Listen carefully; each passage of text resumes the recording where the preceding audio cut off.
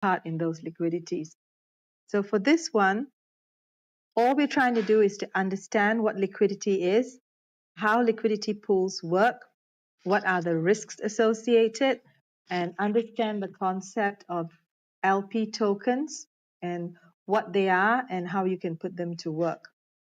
So, and then you'll be able to find and know how to use some of the bank liquidity pools that the DAO has created to help us get more usage for our banks. So this is not important. So very simply, what is liquidity? Liquidity is the degree to which you can buy and sell something in the market without affecting the price. So if it is very, very, how do you say, it's very liquid, then it's easy to buy and sell. You won't have any issues with the price. So if, like, you have, the market is good and Apple is selling for 200. So if you want to buy Apple, you can buy it at 200. You don't have to go higher to entice the buyer to buy. It's liquid. It's always there. There are people buying and selling. So what makes something liquid? Something is liquid when you can sell it without losing its value. So the most liquid thing in the world right now is the US dollar. But the idea of losing value, I have to say in inverted commas, okay? So you can buy and sell $1 worth of US dollars anytime. You can exchange it for anything. Anybody will be willing to take it. That's what makes the US dollar so liquid. All currencies are liquid to that extent, but the reserve currency in the world is the US dollar. So liquidity in the TradFi world is basically how quickly you can convert assets into dollars, whether it's your currency or it's the US dollar. So there are different types of assets. So again, liquidity is how quickly you can change an asset to cash. So if you can do it easily, it is very liquid. If it takes a very long time, then it is called illiquid. So cash, money markets, bonds, stocks, the ETF fund, they are all liquid assets. Illiquid is, it will sell, but it takes time. And the most common one is a house. So it's not easy to sell a house. You have to go out and get people to view it and see whether they're willing to buy it, negotiate with it. Art is another one. There'll always be buyers, but it takes time. Unless, of course, you've got the Mona Lisa or something like that, then it's totally different. So what is liquidity in the DeFi world? So in the DeFi world, it is the ability of... Hello. Okay. Hello. Yeah. We can't see the screen. We're having issues viewing. Can't you hear me? Just keep loading. We can, but we can't watch the stream. It keeps Hello, loading mic up. check. Hello. Oh my goodness, what the hell? Oh, she's having technical issues. Yes, I can hear you. Can you hear me? Can you guys know? Yeah, I can. I said we can't see the stream. It keeps loading up. Can somebody say something? I think it's up now. Quietfox. She can't hear. She can't hear. Why can't I hear you? Hold on, hold on.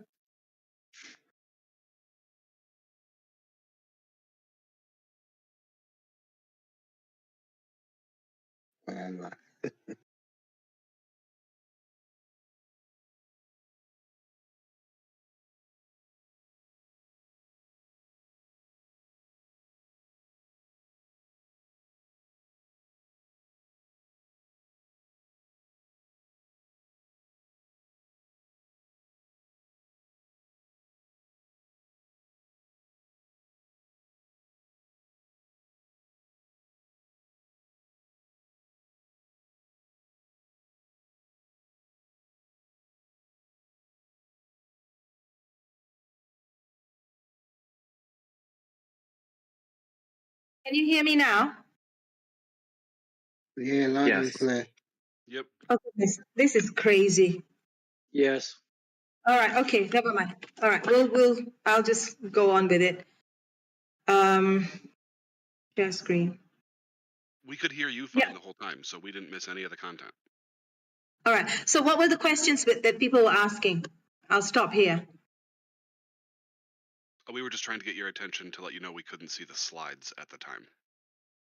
Are they okay now? I think so. Let me pull this up here. Yep, I can see TradFi World. I can see your cursor moving. All right. Okay.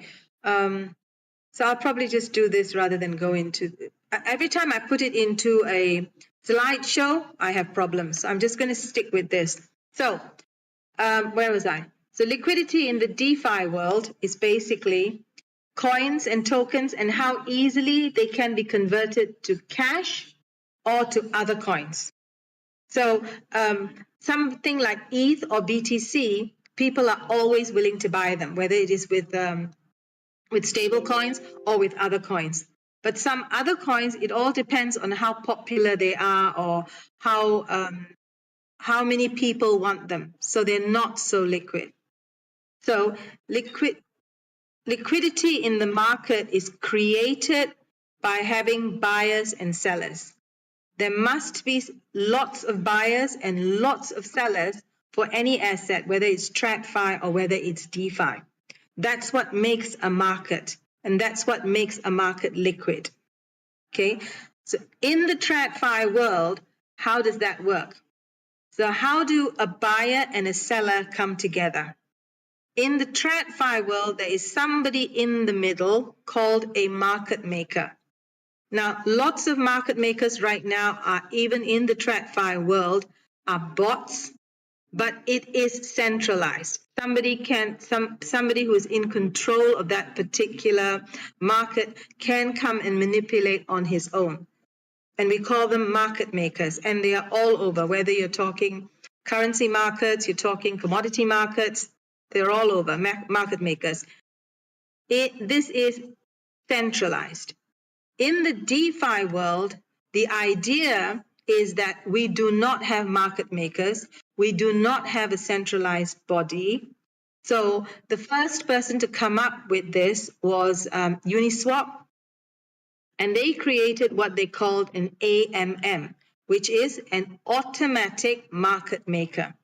And the automatic market maker is a protocol that is written so that there is no human entity that is going to control what the price of that product is going to be. So in the DeFi world, we are the buyers and the sellers work with the liquidity pool, and how liquid the pool is depends on us in the DeFi world and how much we are going to put into that pool. The bigger the pool, the more liquid the asset. That's basically the way it happens in the DeFi world. Okay, so what are the risks of a liquidity pool in the DeFi world? The risks to be aware of is called protocol risk, impermanent loss, and slippage. Things like protocol risk and slippage exist in lots of other protocols, DeFi protocols. Impermanent loss is quite unique to the liquidity pool. So protocol risk is very easy. Like I said, it is all over DeFi. It is just a risk that exists if there is an error in the code that has been exploited. I mean, the most famous one was the DAO, right? So that was a protocol risk. The thing that you will hear a lot in the liquidity pool universe is this thing called impermanent loss. So when you add liquidity to the pool, you always deposit an equal value of two tokens. So token A and token B has to be 50-50 in value. Now, I am talking Uniswap, which is a 50-50 protocol. People like Balancer and Curve have now slightly changed the percentage, so they have a different formula. But this is the simplest way of understanding impermanent loss. So if you have two tokens, A and B, and they are valued, so if you put $100 worth of A, you must put $100 worth of B. Now, these things are actually the number of tokens. And I'll explain that in a little while. If you multiply the number of A and the number of B, there is something called a K. If you multiply these two quantities of tokens, you will get a K. And that K remains constant. And that is the protocol. That's how the protocol works. They call it a constant product formula. So no matter what, A may go up and B may go down, but whatever it is, the multiplication of that must always remain constant. That's the idea. So I will explain a little bit more as we go down. So impermanent loss is, let's say Jane puts 1 ETH and 100 DAI into the liquidity pool. So she has got 1 ETH in the pool and 100 DAI. And in this instance, 1 ETH equals to 100 DAI. That's the price. So the total Jane has put in is $100 worth of ETH and $100 worth of DAI. Okay, so there is $200 in this of her money in this pool. And because she owns $200 of this pool, she owns 10% of the liquidity. Anything that happens within the pool, whether it goes up or goes down, 10% of what is there is hers. So now let's come to liquidity, how they do the liquidity. So in a constant product formula, in that particular liquidity pool, this liquidity pool, you have 10 ETH and you have 1,000 DAI. So if you put it under the constant product formula, 10 ETH multiplied by 1,000 DAI is equals to 10,000. Now that 10,000 remains constant. It doesn't change. The only thing that will change is the value of the ETH and the DAI. Okay, so if you start the pool with 10 ETH and 1,000 DAI, that means 1 ETH is equals to 100 DAI. Now, if the price of ETH changes, so supposing the price of ETH goes up and 1 ETH is now equals to 400 DAI, what happens to the formula? When something like this happens, there are people out there, and it's the word that you're going to hear a lot, but it's called an arbitrage opportunity. An arbitrage opportunity means that there is a possibility of making a definite profit with a trade. So arbitrageurs will go in and get that money that is lying on the table before it disappears. So in our ETH pool, our 1 ETH is equals to 100 DAI. This is a dramatic example, okay? It moves a lot slower than this.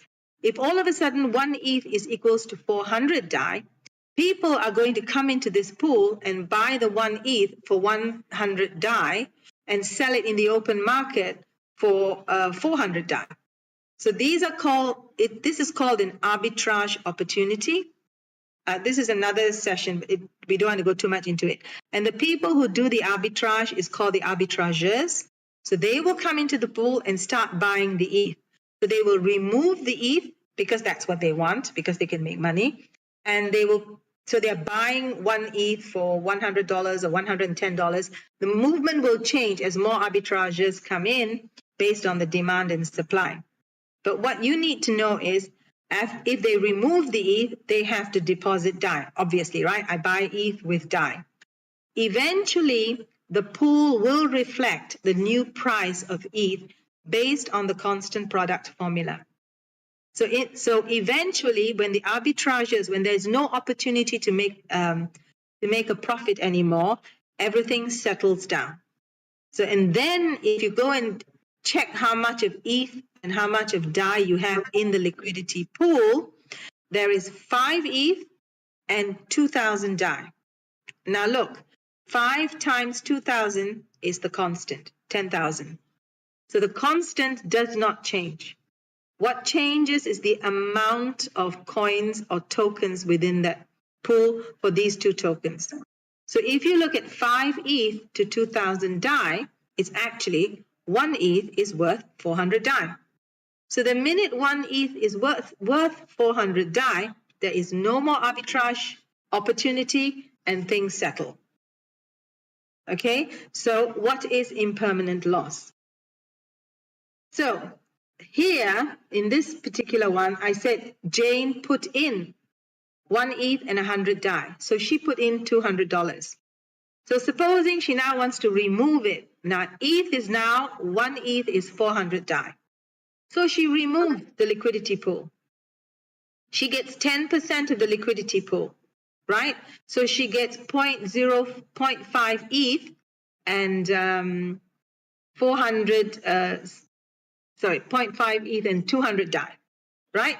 So her in total output, I should put the calculation for ETH. I'm sorry, I'll do that later. So the total input she put was $100. So now that she's taking out her money, she got $400. She's happy, happy puppy. I made a profit. What she doesn't know is that if she hodled, that means if she did not put her money into the pool, she will originally have 1 ETH and 100 DAI. If she had not put it in the pool, she would have actually got 500. So the impermanent loss for Jane, because she played with the pool, is 500 minus 400. Her impermanent loss is $100. Okay, that's all impermanent loss is. What you would lose or gain from the pool compared to if you didn't do anything and you hodled. It's a very difficult concept to get around, but hopefully this is a simple way of understanding it. So you ask, why do people want to go and play in the liquidity pool if there is a possibility of this? They play there because in addition to the liquidity that you provide to the pool, you also get fees. So every time somebody comes and buys an ETH or buys a DAI for ETH, they pay you a certain amount of fee. And if there's lots of activity, so if there's lots of liquidity, that fee could easily be over the impermanent loss. So that's why people go into it. But what they're trying to say is that it is a risk and you need to be aware of the impermanent loss. So this is a chart about the impermanent loss and the net position basically for ETH and DAI. So we are talking about, this is the ETH price in DAI, okay? And that is the net position of DAI. What we're showing is even though it shows, the blue is the impermanent loss, even though it shows an impermanent loss, this red line is the accumulated fees. So eventually, if you keep it for long enough, the accumulated fees will cover and even exceed your impermanent loss. So that's why people do it. But you have to be aware of this particular risk. So now I'll show you another graph. Uniswap, basically, because it was the very first AMM, automatic market maker, Uniswap made sure that every single one of their liquidity pools was a 50-50 split. This chart shows you if you move, if the what you call ETH loses value, or if the ETH gains value, the relative change in price, you will have a very, very strong impermanent loss. This chart shows impermanent loss. If you have a 50-50 split, that's why places like Balancer started to do 80-20. If you go to the liquidity pool for ETH and Bank in Balancer for both the Ethernet and the Polygon Polynet, they are actually having a 80-20 Bank to ETH ratio. So your impermanent loss is a little less. So the higher the percentage, the lower is your impermanent loss. But what you must understand is the impermanent loss is both ways. If your coin goes up, you will have impermanent loss. If your coin goes down, you will also have impermanent loss. It's just the degree of impermanent loss. Okay, so everybody gets scared about it, but at the end of the day, you have to understand that It doesn't do that. It doesn't go that much unless it falls off a cliff like Luna. But most of the time, it's within control. So one of the things they say is that if you want to avoid impermanent loss in a liquidity pool, there are two ways. One of it is make a higher percentage of your tokens. The other way is to actually put in tokens that are very, very similar. That's why the curve pool is very popular. Some of the curve pools. Curve pools usually just have stable coins. In most of their biggest pools have just stable coins in there. So it's DAI and USDC and Tezos. So these sort of Paxos, anything that has got the same value, then your impermanent loss is minimized or even zero, because there can't be any impermanent loss when you got one DAI versus one USDC, unless the USDC, again falls off the cliff. So this is the main one for liquidity pool. The other one that we're talking about is slippage. Now, slippage is the difference between the price that you expect and the price at which the trade gets executed. Slippage happens when in the time that you put the trade and in the time that somebody executes the trade, the price changes. Most of the protocols does give you a tolerance for slippage, how much you are willing to bear for slippage.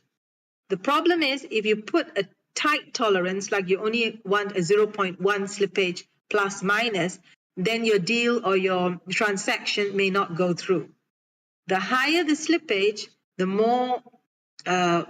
higher probability that your transaction will go through, but the higher the slippage, the more you lose on the trade. Okay, so this is basically covering the three major risks of the liquidity protocol. So one other thing about liquidity protocols is what they call LP tokens, which is another reason why people go into liquidity pools. LP tokens are liquidity pool tokens. In some protocols, if you provide liquidity into the liquidity pool, that protocol will give you what you call an LP token. Now, that LP token can be used by other protocols to do various things. So there was this LP token craze when it came to farming, when you call liquidity mining. So they use the LP tokens of their protocol or some other protocol to go and mine or farm to get more yield. Or some protocols allow you to take the LP token and stake it on their protocol. And so this LP token is that proof of what percentage you own in the liquidity pool. And you get money from, staking or farming or using these LP tokens. There was also an opportunity to use the LP tokens to go into OHM and you can actually bond your LP tokens to buy a bond where you can actually make money. So that's another reason that liquidity pools are really, really popular, because of the LP tokens. Okay, and then so Bank has got a few liquidity pools. They have got the Uniswap, which is on ETH, the Uniswap V2, which is on the ETH mainnet, the Uniswap V3, which is also on the ETH mainnet. The difference between Uniswap V2 and Uniswap V3 is it's basically, if you do Uniswap V3, you actually get an NFT, not an LP. And we will do that when we talk about liquidity in 201. I shouldn't have put 101. 201. All right. BanklessDAO has also created liquidity pools in Balancer, the ETH mainnet, and in Balancer, the Polygon mainnet. And I think they just recently increased the amount that they put into Balancer. So this is just basically a basics of liquidity pools. So if you want to get to the next level, then join our bank utility series that we will be holding in every season. We just finished one on the Uniswap and Bank, and we covered V2, V3, the NFTs, and the Arrakis protocol, which allows you to actually use your tokens to go into the V3 through Arrakis. And that's a little bit more in depth, so I'll let the bank utility series take care of that. So we will also be having one on the Balancer and the bank, which will talk about the Balancer pools, and another one on the Rari Fuse pool. These are the three right now that you can actually use to do something with your bank. But whatever you do, you have to be aware of the risks that you're taking. And that is all I have. Any questions? A quick 101. Quiet. One of the issues I had with the Balancer bank pool is that the Balancer UIX and UX, or IX and UX, they're not user friendly. And in trying to both claim and withdraw, I really had a lot of difficulty. As a novice, even though old user, I couldn't get my bank or Balancer out once I had in. It literally took me months, and so it's not easy. And I think a good education might be just to look at, again, drill down on each one of those, like Uniswap, and here's the user interface that you'll be working with, like we did yesterday with Palito. Great wallet explanation with MetaMask. So those might be a suggestion for Education Guild and future teachers as well. Actually, that's exactly what we're going to be doing for the bank utility series. We're actually going to grind into exactly how you put tokens into the liquidity pool, how you get your LP, what you can do with your LP. I don't know whether you did Balancer a few months ago, because there was a major change in the Balancer LP token, what did they call this? Rewards. Because they started changing into VE Bank, and during that time they froze everything. So I'm not sure whether you got involved with that. So, but right now, I mean, I use Balancer. That was part of the problem. I went in just as soon as it was created, trying to support the liquidity for a Balancer pool for bank, and then once they started making changes, I was slow and couldn't keep up with everything. Yeah, it's back to normal. We basically lost the opportunity to get some, what do they call? They give you incentives to actually put money into their bank series. So Balancer with BDAO actually had an incentive program to get people to put bank and ETH into the liquidity pool. But when Balancer basically changed the rules on us, we lost the incentive program. That was the problem. And so people stopped using the Balancer pool. And I think right now there is a protocol on to try and create more liquidity. So hopefully something happens from that. Yeah, but point taken, we are creating actually Paulito is the one that's going to be doing it for the Balancer and the bank. Exactly that he did for Uniswap and Bank. So that's why I mean, this is basically a very, very basic understanding of what pools are and what you should be aware of when you go into pools, and what liquidity is and why is it important in DeFi. ZFi recently did one on the stable coins. And stable coins is what creates the major liquidity of the DeFi system. No matter how far away we want to move away from TradFi, we don't have what we call, in inverted commas, enough liquidity. So when stable coins got formed, it created the ability to link it with the US dollar, which was the most liquid asset out there. And the minute they did that, trading started happening in leaps and bounds, because it created liquidity. So it all comes back to liquidity. So did everybody understand the impermanent loss? Usually there's a lot of questions, but everybody was very quiet this time. It's because it was such a good explanation. You did very well. This is my second time through this this knowledge session, and impermanent loss hit different this time. You did good. Okay, thank you. It is the way people explain it sometimes it's so confusing and it's quite scary, but that's all it is.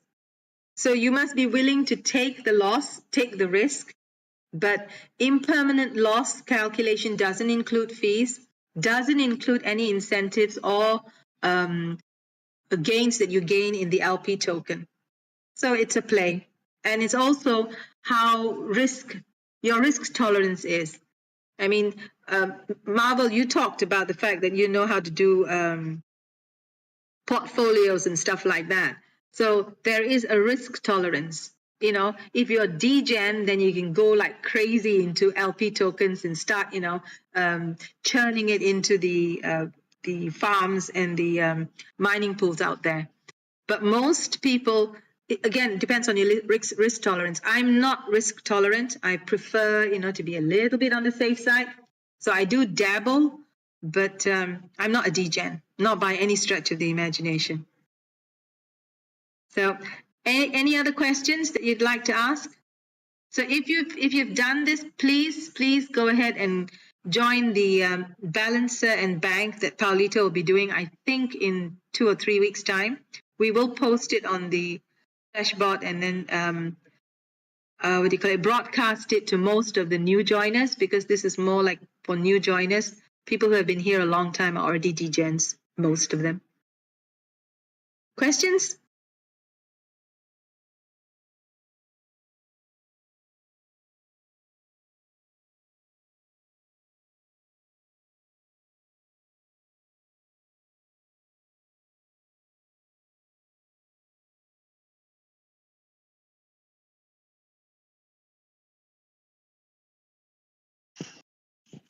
Hi. I was actually traveling while I was listening to it, so couldn't engage properly. But this was a great session. I really appreciate it. I think it gave me a good amount of information on this concept, which I was not very familiar with. Yeah.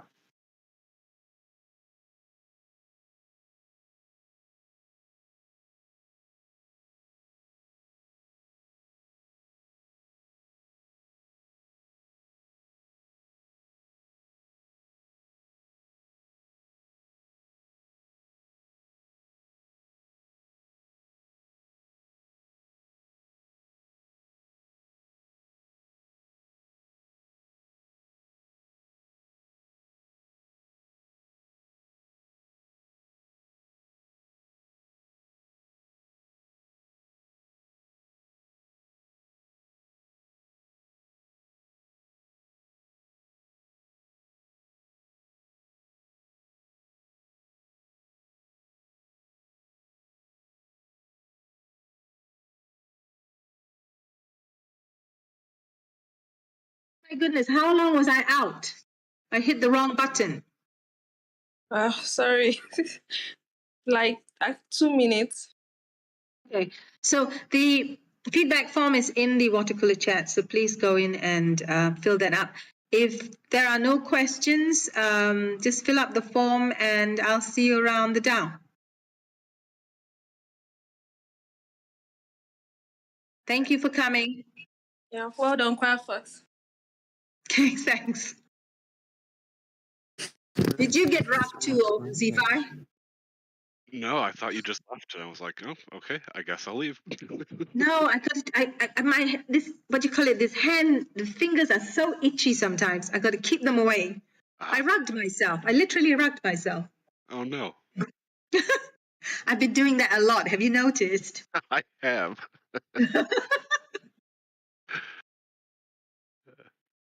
Oh, by the way, guys. Yeah. Z5 is doing sesh tomorrow. So if you want to know how to create a calendar, go and how to put your calendar onto the Google Sheets, how to create polls, please attend tomorrow's session, same time.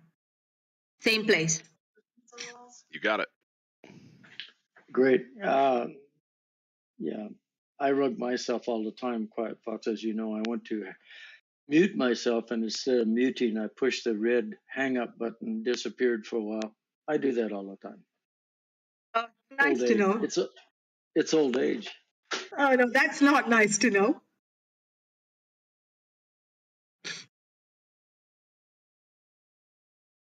So we're trying to keep this to half an hour, 40 minutes, I think, 45 minutes. And it's very, very basic, which is why we're talking about, new joiners. Were you at the Uniswap one, ZFi? Uniswap and Bank?